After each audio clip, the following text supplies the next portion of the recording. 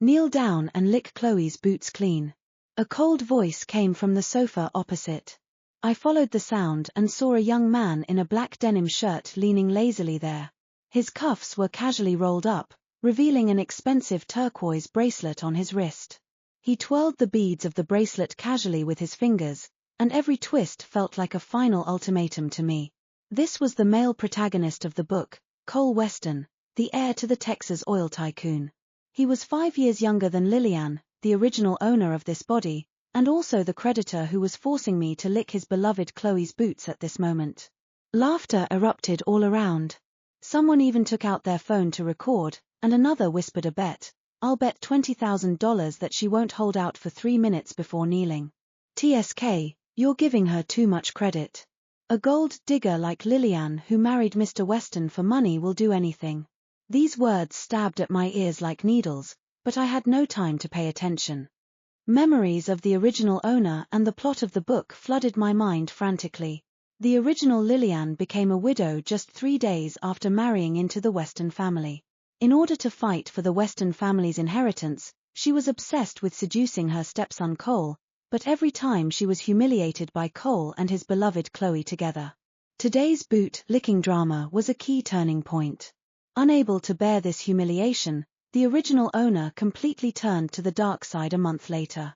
She began to mindlessly stir up trouble between Cole and Chloe, and finally was framed by Chloe and sent to a mental hospital, ending up dead without a whole body.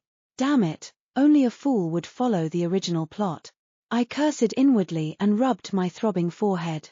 As a high school physics teacher with 3 years of teaching experience, I couldn't stand people who wasted their youth relying on their family's wealth and wantonly trampled on others' dignity. What's more, today was supposed to be the day I witnessed the fruits of my students' 3 years of hard work. Why should I suffer such humiliation here? I took a deep breath, pushed aside the people who were egging me on, and walked straight towards Cole and Chloe. Chloe was wearing a pair of limited edition white cowboy boots and was proudly holding her chin high. Her eyes looking at me were full of contempt. Cole was still twirling his turquoise bracelet, his eyes as cold as the winter wind in Texas. Have you thought it through? Thought through my ass. I couldn't help but swear. Under everyone's stunned gaze, I lifted my foot in stiletto heels and stepped hard on Chloe's white boots. Ah! Chloe screamed in pain, her face turning pale instantly. Cole's pupils contracted sharply, and the bracelet on his wrist made a sizzling friction sound because he squeezed it too hard. He stood up suddenly, as if he wanted to hit me. I had been prepared. I pressed his shoulder hard, pushing him back onto the sofa, and then propped my hand beside him, forming a highly oppressive posture. Cole, let's analyze the current force situation. I stared into his eyes, my voice carrying the seriousness I usually used when disciplining students. You're sitting on the sofa, and I'm exerting downward pressure on you. The force you're trying to resist counteracts the force I'm applying. Now look at your feet. Chloe is under the pressure of my high heels. The contact area is small, so the pressure is high. That's why she feels pain. This is the physics knowledge you missed when you slept in class, and it's also the truth you should understand now. Respect is mutual. If you humiliate others, you must be prepared to bear the counterattack. My words made the entire private room fall silent instantly. The wealthy heirs who had been egging me on just now all looked like they had been pressed the pause button, not daring to even breathe loudly. Cole was stunned by what I said. His mouth was slightly open, and his eyelashes trembled rapidly, as if he couldn't believe that Lillian, who had always only known how to please and show weakness, would suddenly become like this. At that moment, the door of the private room was pushed open violently. A burly man over 6 feet tall, wearing a football uniform, stumbled in. He was Taylor, Cole's childhood friend. Taylor was clutching his stomach and laughing uncontrollably. Cole, the scores are out. Guess what your SAT score is? 1,200. You're amazing. You actually secretly got a score that's just enough for a community college. You've been hiding it well. Taylor's laughter was particularly harsh in the silent private room. He laughed for a long time before realizing that the atmosphere was wrong. The smile on his face froze instantly, and he looked at Cole cautiously. Cole, what's going on here? I turned my head mechanically, my gaze falling on Cole. I pressed my foot down harder, and Chloe gasped in pain, tears almost welling up in her eyes. 1,200? With Cole's family background, he had attended the best private schools in Houston from elementary school to high school, and his tutors were top-notch, costing $2,000 an hour. How could he only get 1,200? What was the difference between that and writing the exam with his feet? I snatched the turquoise bracelet from Cole's hand and threw it hard on the ground. The bracelet scattered all over the floor, rolling into every corner. Twirling, twirling, twirling. You're almost getting tenosynovitis from twirling it. I pointed at Cole's nose, my hands shaking with anger. Your family gave you such good educational resources, but all you do every day is go to bars, race cars, and bully people. How dare you mention a 1,200 score? And you, Chloe. I turned to Chloe. A 900 score isn't even enough for a community college, and you still have the nerve to be the white moonlight? Starting tomorrow, both of you are going to repeat your studies. Cole was stunned by my scolding. It took him a long time to react. He stood up suddenly, his face ashen. Lillian, have you gone crazy? Me, crazy? I sneered, picked up a blueberry from the fruit plate on the table, and threw it at Cole. The tutor your family hired for you costs $2,000 an hour, and you only got 1,200. Who's the one who's crazy here? The blueberry hit Cole's chest. He froze for a moment, then flew into a rage. I didn't give him a chance to continue being angry. I picked up the blueberries from the fruit plate, threw them at him one by one, and ran out of the private room. This matter isn't over today. You have to repeat your studies with me. Cole was enraged by me. He didn't care about his image anymore and chased after me.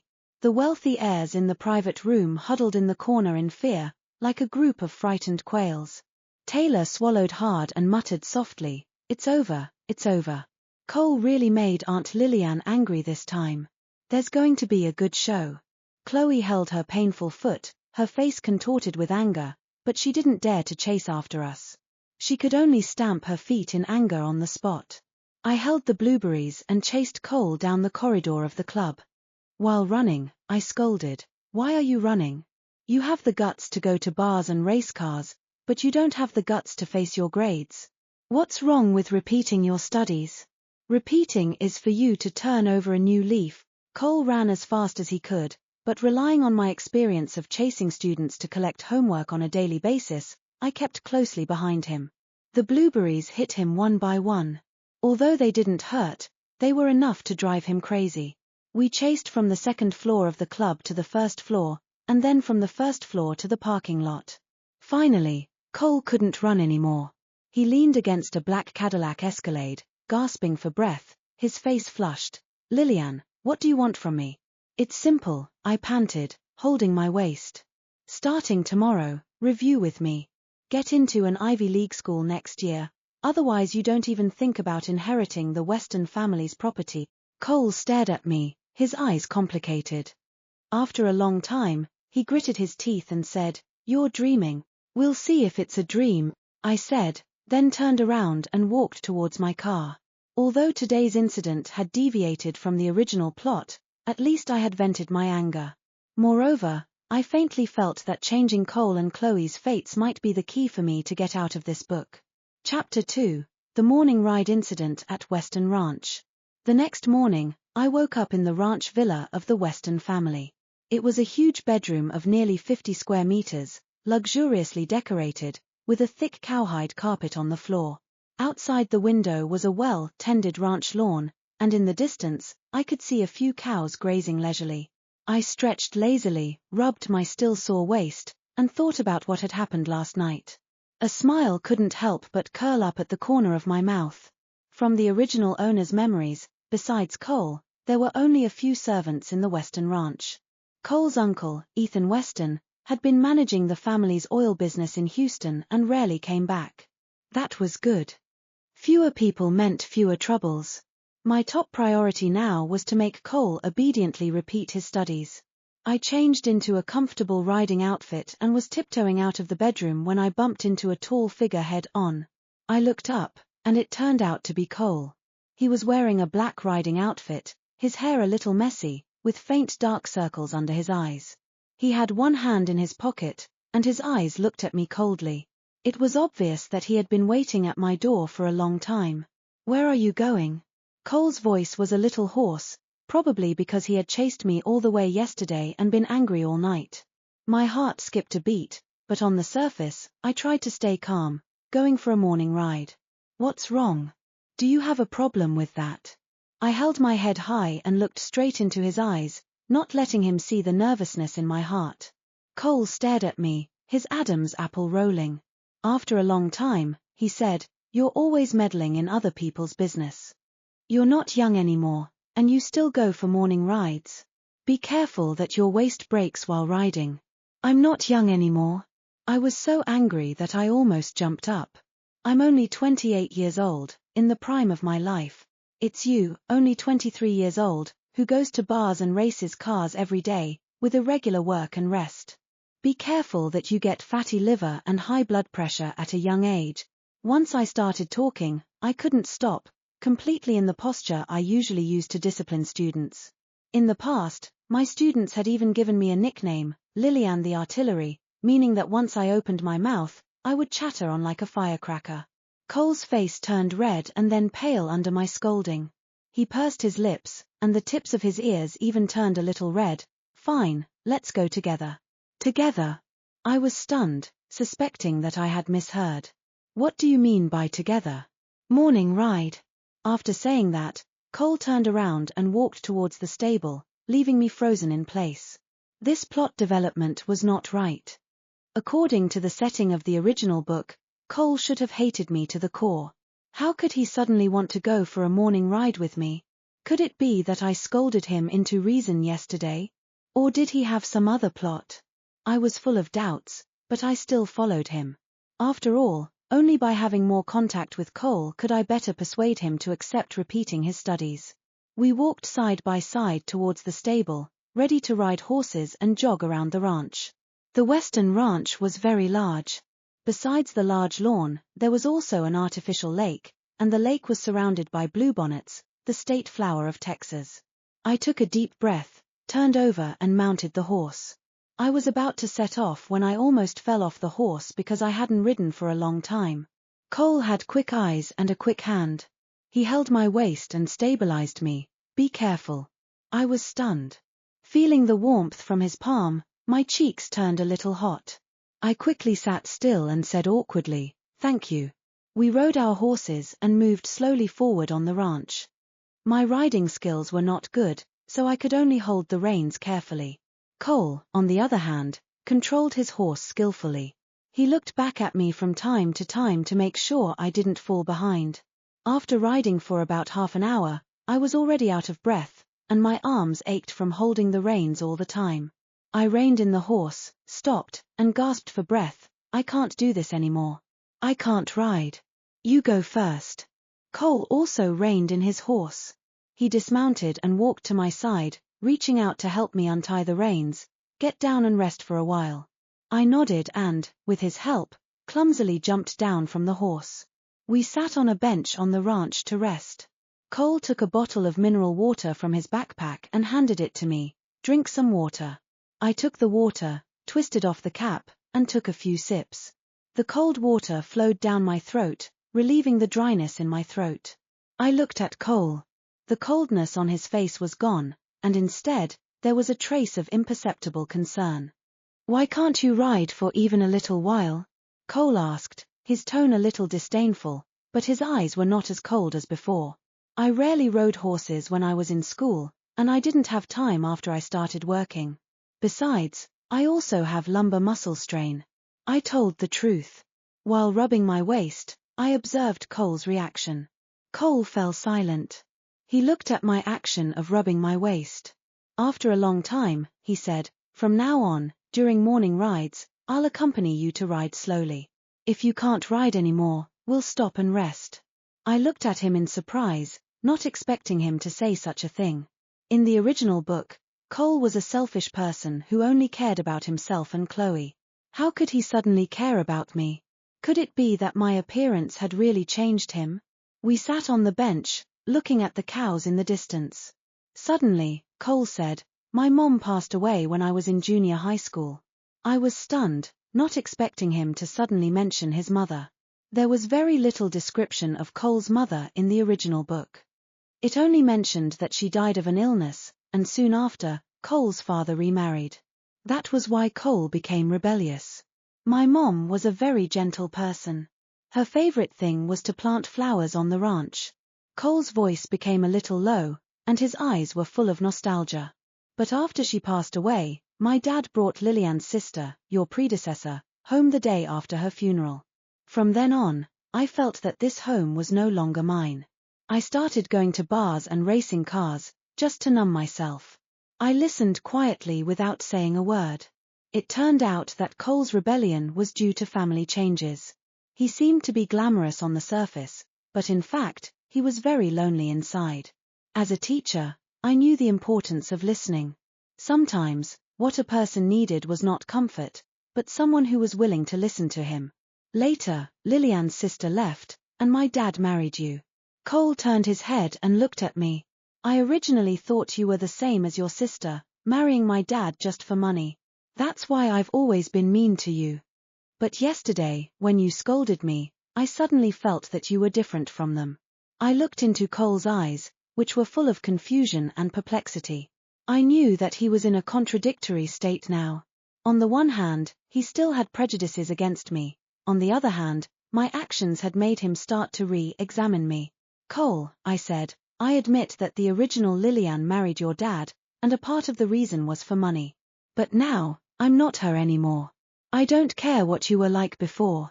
All I know is that you're still young, and you shouldn't waste your time on going to bars and racing cars. Your family has given you resources that others envy. You should make good use of these resources to realize your own value, instead of degenerating. Cole looked at me without saying a word, but his eyes gradually became firm. After a long time, he said, I'll think about repeating my studies. I was overjoyed. It seemed that my efforts had not been in vain. As long as he was willing to think about it, there was hope. We sat on the bench and chatted for a while, mostly about his school days. I found that Cole was not as bad as he seemed on the surface. He just used a rebellious shell to protect himself. In fact, he was very smart, but he was not willing to put his heart into studying. At that moment, I suddenly remembered a plot in the original book. Adolescent children are prone to having an Oedipus complex. Cole's mother passed away early. Could it be that he had transferred his feelings for his mother to me? The thought made me feel a chill. I quickly moved to the side, increasing the distance between me and Cole. Cole noticed my movement. He frowned. What are you doing? Nothing, I said awkwardly. I just feel a little hot. Cole didn't think much about it. He stood up. Since you can't ride anymore, let's go back. I nodded and followed him back to the villa. On the way, I kept thinking about how to prevent Cole from developing inappropriate feelings for me. After all, I was his stepmother, and all I wanted was to make him repeat his studies and then find a way to get out of this book. I didn't want to get involved in any forbidden love plot. When we got back to the villa, the servants had already prepared breakfast. We sat at the dining table to eat, and the atmosphere was much more relaxed than before. At that moment, Cole suddenly said, I've made up my mind. I want to repeat my studies. Moreover, I hope you can tutor me. I was stunned, then overjoyed. Really? You're willing to repeat your studies? Cole nodded. Yes. But I can't let others know that you're tutoring me. After all, you're my stepmother. It won't sound good if it gets out. Also, I'll pay you a tutoring fee of $3,000 an hour. $3,000 an hour? I almost spat out the milk in my mouth. In the real world, after deducting taxes and insurance, plus the monthly $500 subsidy for being a homeroom teacher, my monthly take-home salary was only $4,500, which was about $50,000 a year. $3,000 an hour was simply an astronomical figure. I tried my best to suppress the excitement in my heart and said calmly, there's no need for a tutoring fee. As long as you study hard, it's fine. But don't worry, I'll tutor you well. But Cole shook his head. No, I have to give you the tutoring fee you deserve. Tutoring me is also work, and I can't let you work for nothing. Looking at Cole's serious expression, I was moved. It seemed that he was really starting to change. All right then, I nodded. But we have to set some rules. During the tutoring period, you have to listen to me. You can't go to bars or race cars anymore, and you have to finish the homework I assign on time. No problem, Cole agreed without hesitation. In this way, Cole and I reached an agreement. I knew that this was just the beginning, and there would be many difficulties ahead of us. For example, Cole's uncle Ethan was about to return to the ranch. Would he oppose Cole repeating his studies? And what about Chloe? Would she make trouble? These were all issues I needed to consider. But no matter what, I had taken the first step. I believed that as long as I persisted, I would definitely be able to change Cole's fate and find a way to get out of this book. Chapter 3: The Ascetic Uncle Returns to the Ranch. In the following days, I officially started tutoring Cole. For the convenience of tutoring, I converted a spare room in the Western Ranch Villa into a study, which was filled with high school textbooks and SAT tutoring materials. Although Cole had a poor foundation, he had a strong learning ability. As long as I gave him a little guidance, he could understand quickly. Moreover, he also abided by the agreement between us. He no longer went out to bars or race cars, and came to the study to study on time every day. Seeing Cole's transformation, I was very relieved. But just then, a piece of bad news came. Cole's uncle, Ethan Weston, would return to the ranch next week. There was not much description of Ethan in the original book. It was only known that he was the most capable person in the Weston family, who had been managing the family's oil business in Houston. He had a cold and ascetic personality and kept away from women. Moreover, before the original Lillian married Cole's father, she had tried to seduce Ethan, but was mercilessly driven out by Ethan and lost a lot of face.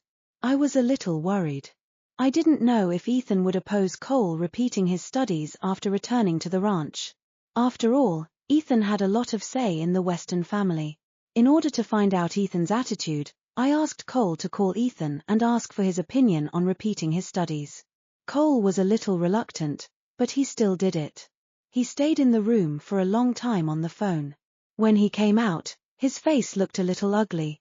How was it? What did your uncle say? I asked quickly. Cole sat on the sofa, picked up the water cup on the table, took a sip, and then said, he agreed to let me repeat my studies, but he wants to talk to me in person after he returns to the ranch next week. Also, he asked about you. Asked about me? My heart skipped a beat. What did he ask about me?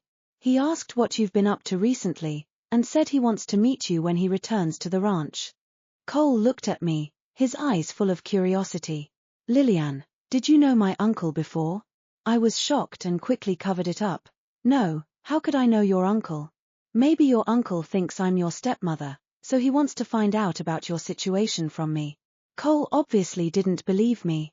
He frowned, but I always feel that there's something going on between you and my uncle. I didn't dare to dwell on this topic with him any longer, so I quickly changed the subject. Okay, let's not think about this anymore. It's good that your uncle agreed to let you repeat your studies. As for meeting me, we'll talk about it then. Let's focus on studying first and strive to get into a good university next year. Cole looked at me and didn't ask any more questions. Instead, he took out his textbook. Let's continue reviewing then. I breathed a sigh of relief and began to explain math problems to Cole. But I couldn't feel at ease. I always felt that Ethan's return to the ranch would bring changes to Cole's and my plan. A week later, Ethan returned to the ranch.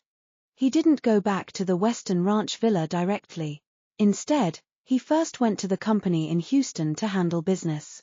It wasn't until the evening that he returned to the ranch. I stood in the living room and watched the man walking in from the door. Ethan was wearing a well-tailored black suit and a pair of gold-rimmed glasses. He had a cold temperament and exuded the elite aura of a successful businessman from head to toe.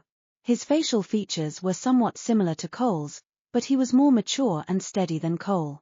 His eyes were deep, as if they could see through people's hearts. Uncle, Cole stepped forward and called out. Ethan nodded, and his gaze fell on me, full of scrutiny. You're Lillian? Yes, Mr. Weston, I replied politely, but I felt a little nervous in my heart. Ethan didn't speak. He just looked me up and down.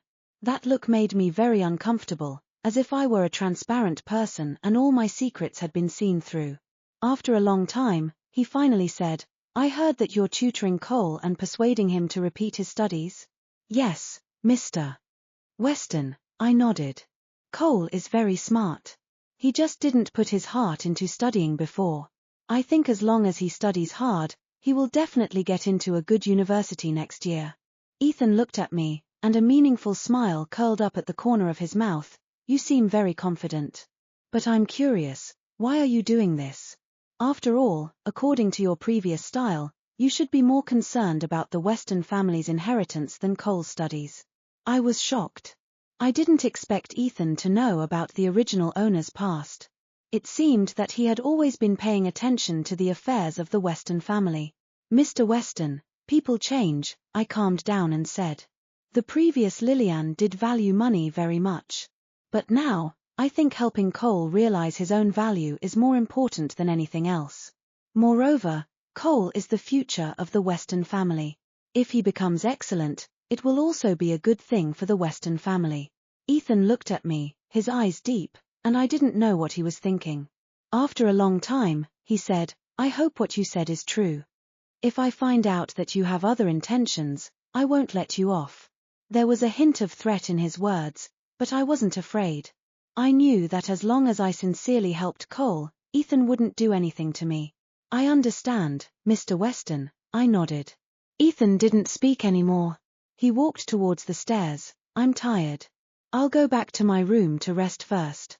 Cole, come to my room tomorrow morning. Let's talk about repeating your studies." "Okay, Uncle," Cole replied.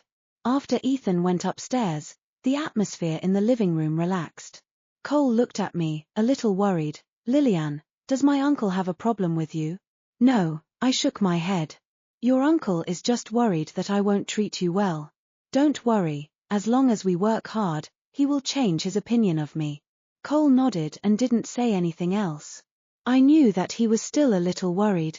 But I believed that as long as we persisted, everything would get better. The next morning, Cole went to Ethan's room. They talked for a long time. When Cole came out, he looked very happy. "How was it? What did your uncle say to you?" I asked quickly. Cole smiled and said, "Uncle agreed to let me repeat my studies. Moreover, he said he would find the best teachers for me to help me review. He also said that if I can get into an Ivy League school next year, he will give me a reward." "Really? That's great." I was overjoyed. It seemed that Ethan was not as difficult to get along with as I thought. "Yes," Cole nodded. "And Uncle also asked about you. He said you're a very special person and told me to listen to you." I was stunned. I didn't expect Ethan to have such an evaluation of me. It seemed that my efforts had not been in vain, and Ethan had begun to recognize me. In the following days, everything went smoothly. Ethan not only didn't oppose Cole repeating his studies, but also gave us a lot of support.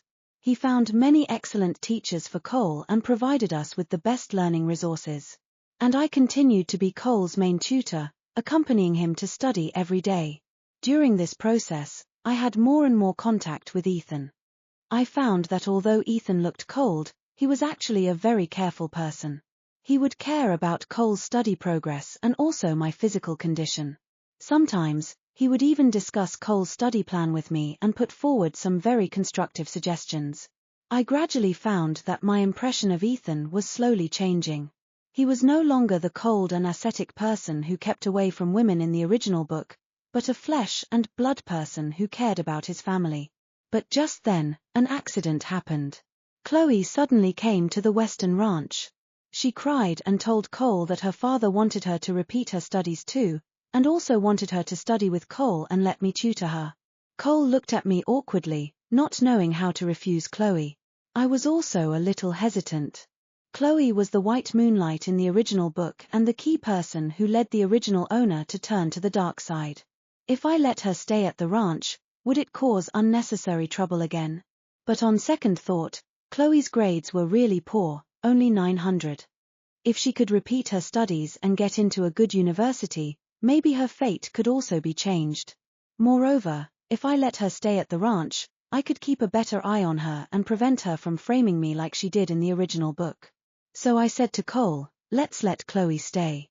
It's just right for us to review together and supervise each other. Cole looked at me in surprise. Are you really willing to tutor her? Of course, I nodded. We're all classmates. It's only right to help each other. Moreover, studying with one more person can make us more motivated. When Chloe heard my words, a surprised smile appeared on her face. Thank you, Teacher Lillian. I will definitely study hard. In this way, Chloe also stayed at the Western Ranch and reviewed with Cole and me. I knew that the days ahead might become more complicated, but I was already prepared. I believed that as long as we worked hard together, we would definitely overcome all difficulties and achieve our goals.